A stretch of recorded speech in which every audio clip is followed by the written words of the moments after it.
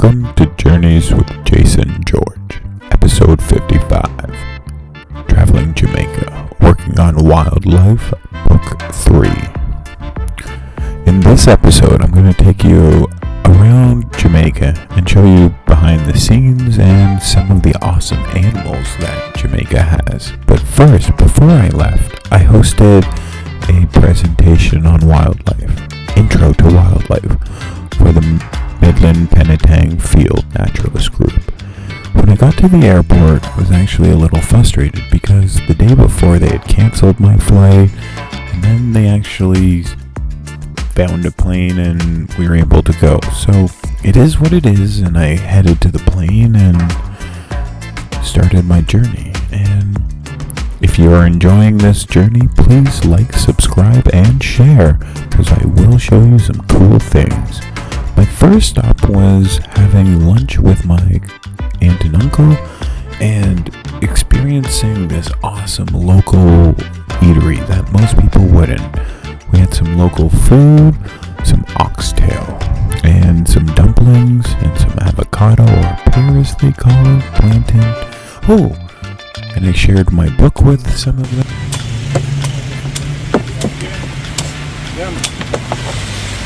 Sir, mind your whip. Not till say mind your whip. That's okay. Yeah, just me.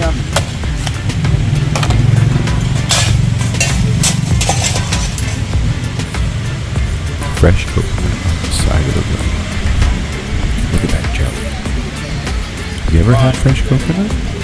Leave a note in the comment. Do you enjoy it? Or do you prefer when it's a little bit harder and not fresh jelly? Do you have the milk? I needed to get across the island, so I took the Knutsford Express, which is a local Jamaican bus that leaves on time. If you ever go to Jamaica, you'll understand how awesome that is. If it says 10 o'clock, it leaves at 10. It's amazing. It's got air conditioning, music, Wi-Fi, and very safe and secure. And it's very up to date and awesome. And then I met up with Mel the Turtle Man. Some less is easy to find, some is hard because over here some a lot of stones. So maybe I wasn't going deep enough though. So will you be moving them like tonight or? Yeah, right now. I'm moving them right now. Okay. And like where do you go to put these new ones? I'm gonna put them over where the coconut over there. Oh, okay. Why to the coconut tree? Okay, I'm just gonna find a good area to put them, and at this moment the coconut over the coconut tree is a good spot right now.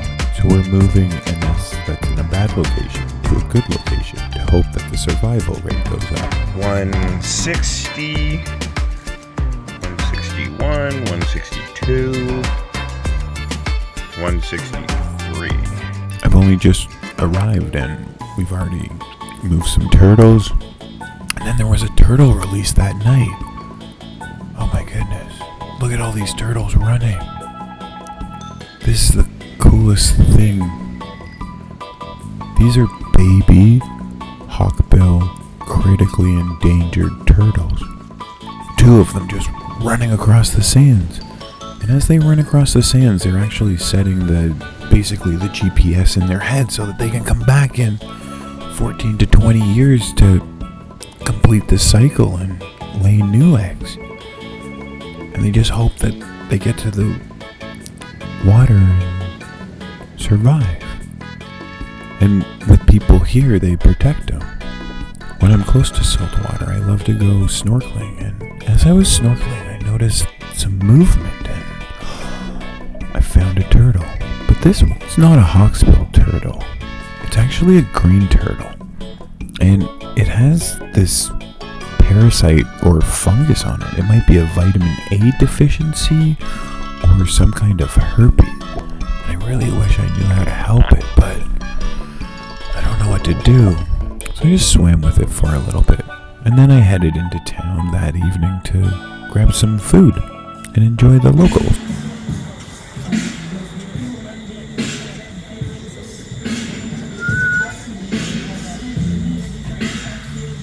So how are you doing, bud? What's your name? Yeah, my But I'm name here is for the Cowboy. animals, and I'm going to try to show you some of the awesome animals that Jamaica has. This is the animal that they call the jack crow. It actually looks like a melanistic, or maybe it's a albino turkey vulture, as the rest of the world would call it. And while we were here, we didn't just look at turtles, we did a whole bunch of awesome things. We went for some drives and saw some scenery. On this particular drive, we're actually headed to a crocodile farm. And, well, it's actually a sanctuary. And the views when you're in Jamaica are absolutely stunning. And it's something that I don't think a lot of people get to appreciate when they just hang out in their hotels. So I'm actually going to release a whole bunch of different videos about all the awesome aspects of Jamaica. We'll go more in depth with crocodiles and this plantation that I visited. Because at this plantation, that's where the crocodiles were. And have you ever seen a crocodile? Have you ever held a crocodile skull? Well, to me, I've never done that, and it was cool. And then these are two men that are actually helping the local wildlife. That's Mel in the black and Lawrence in the red. And he takes care and raises crocodiles. Yeah. Well, if you don't like snakes, maybe you want to look away, because this is a yellow boa.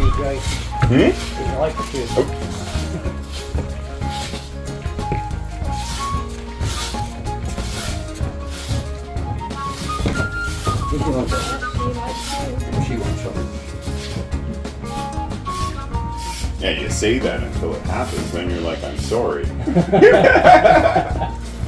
Well, I thought it wouldn't have liked you.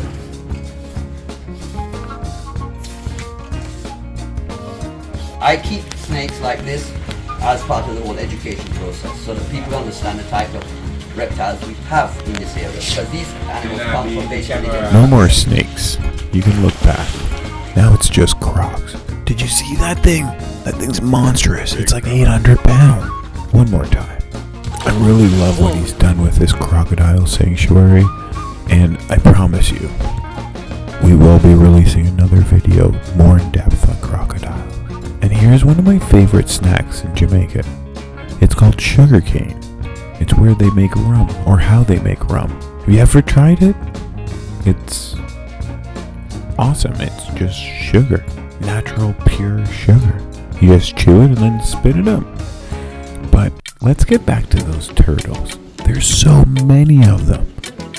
Yes, there will be a video just on turtles. Don't you worry. So there's a lot of information that actually gets tracked about the turtles. So when they lay, they know about when they should be ready to hatch. And that's when they come back and they check about 3 to 5 days before they think. And then they get ready to release them. And the release is actually maybe the coolest part. And don't worry, I'm going to show you that later on in this video. But you gotta check and make sure all the turtles are in good condition. I don't know if it's actually. Oh no, it's probably his.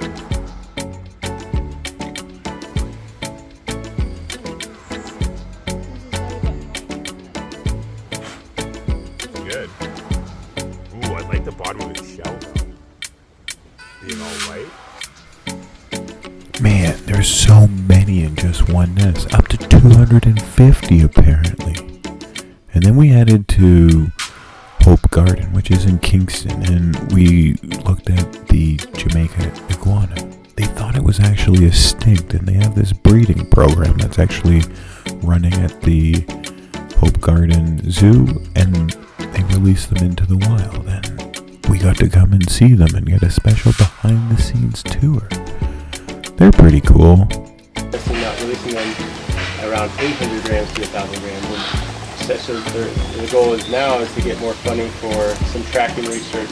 So we can possibly start taking some at like 500 grams, so maybe 2 years old, releasing them and checking survivorship. Because in the past, they've seen this first couple of years, they just don't make it. And pretty much any hatchlings that we cannot bring to the facility, they don't make it in the wild. But let's get back to the beach and watch her release, because that's when it gets exciting.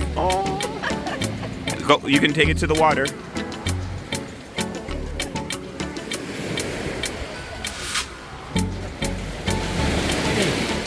Yeah, come on to the water. Let's get a little bit deeper. Come a little bit deeper.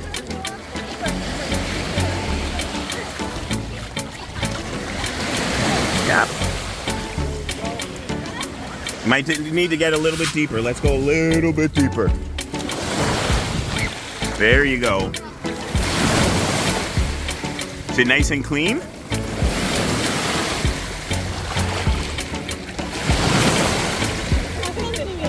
Yeah, you think he's clean? Okay, so now let's take it to the clean bucket.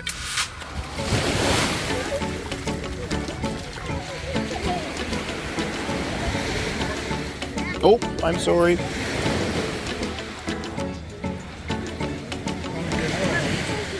And then put it in. Once we've washed them all, we take the bucket to the back of the beach or like the middle of the beach, and we tip it gently and we let the turtles walk across the beach.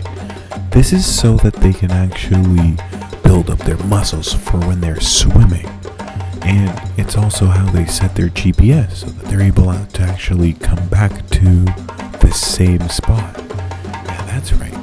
These tiny little turtles will float and swim up to 10,000 kilometers, maybe even more, to come back to this beach and lay eggs. Oh man, it'd be really cool to see a turtle lay eggs. But at this time of year, it might be hard to see. But you never know. Once these turtles hit the water, they just pick up speed. It's amazing to see how they just fly through the water. It's almost as if an eagle is soaring through the air at how quickly they move. Even with a little bit of seaweed stuck to them, they still fly. It was actually an amazing experience to get to swim with a bunch of baby hawksbill, critically endangered turtles.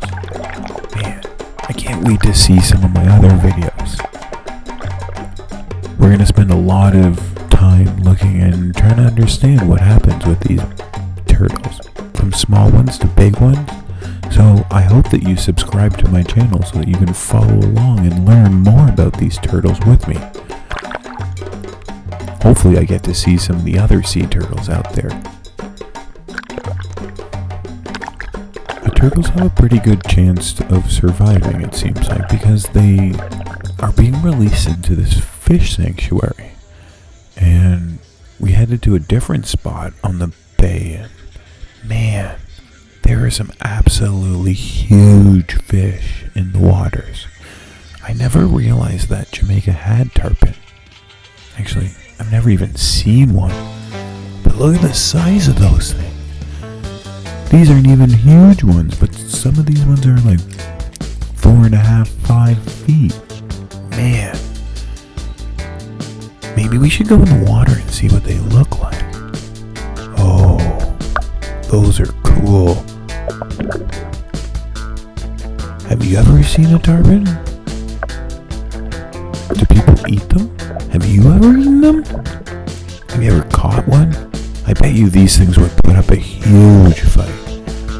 They just seem like so much power as they splash around in this shallow water. Man. But remember I talked about trying to find a mother turtle? Well, I got really lucky on my last day. And this is turtle sighting number 315. And wait a second.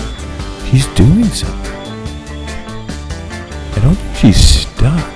I actually think she might be digging a hole. Let's investigate. Well, yep, definitely. Did you see that?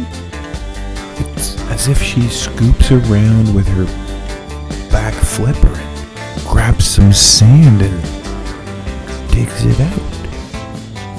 Well, she's digging a hole. I have a feeling I know what's next. The first egg was dropped. Oh my goodness. That's so cool. But it's actually also kind of gross. But I wonder how many eggs there'll be. This one was actually laid in a good spot, so we didn't actually relocate it. So I didn't get the chance to count these. Mel's actually sent me a home with a bunch of information. He'll actually, when they release in 70-ish days, he'll actually update me with how many of these eggs survived and all of that awesome information. And don't worry, I'll share it on my social media. But the nest is starting to fill up with eggs. I have a feeling there's at least 200 of them. If I knew how to tag this turtle, or I had some time, I would have run to get someone to tag, or tagged her myself. I don't know what I would have named her, but it would have been cool to get to name a turtle. But getting to experience this and watch the eggs get laid are absolutely amazing. And then, once it's done, she covers up the hole and heads back to sea. And whomever told people that turtles are slow, I beg to differ. She is just bugging on land. And I bet you when she's in water, she's just gonna zip along. Well, it was nice to meet you. Thanks for sharing that experience with us. And in 70-ish days, her babies will crawl out of the ground and hatch. I wonder if they'll be male or female. Oh, I wonder how many there will be. What are your guesses? I'm going to say that there's probably 182 or 215. But I hope that you've enjoyed this journey, and don't worry, I'm going to break it down and we're going to learn so much more if you subscribe, share, and comment. I'll answer you and make some more videos. So until next time, stay safe, have fun, and enjoy the wildlife. Peace be to Journey.